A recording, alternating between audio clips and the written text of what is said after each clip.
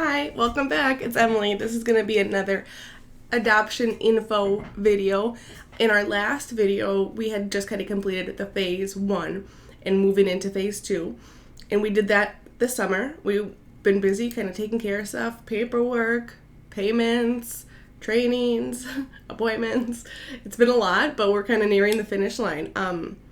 We were required to go to several trainings at our adoption agency, which in hindsight, I'm very glad that they made us go because we learned a lot about, what an open adoption could look like, what the hospital scene might look like, good how to interact with a birth mother. Like, we learned some really good things, so I'm glad that we went. And we learned a lot from some adoptive parents too. So I'm glad that we went.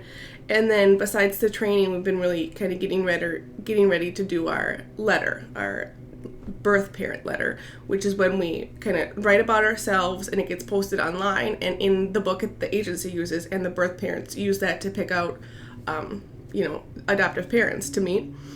I've heard that people have just agonized for months over what to put in their letter, and me and Alex cranked it out really fast. I just told him I needed him to start it, and I would take it from there, and he kind of started it, and I filled it in and gave it back to him, and then I filled in some more, and we tag-teamed it, and it worked really well. So then we submitted our first draft and got that reviewed by someone at the agency, and then she called, and then we had a lengthy phone conversation about revising it. That's what our job is to make it more concise and to make sure it's not offensive or weird or anything. So, some things that just, come to mind are, Alex had said that I will be the best mother, but that could maybe be offensive to a birth mom, so then we changed it to fabulous mother. And just, simple things like adding in, where we live, and then changing a couple things about Alex to be, more appropriate. So we wanted to look really good and really inviting. She gave us some really good tips. And so now we're kind of at the graphic design phase, which I'm going to just hand over to Alex and hope he can handle it, where we kind of put our pictures in there and some cute things, make it look really good.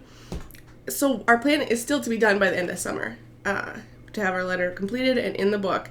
I didn't really realize how many things had to happen to get in the book, but luckily I've had a lot of time this summer and we've just been chugging along.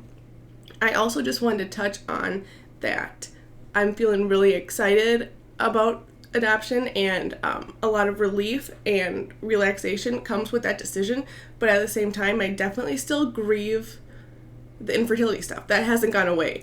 I'm definitely in a better mind space, but I just wanted to kind of keep it real in that, still when there's a pregnancy announcement, that kind of hurts, It's definitely something that I still more kind of getting over.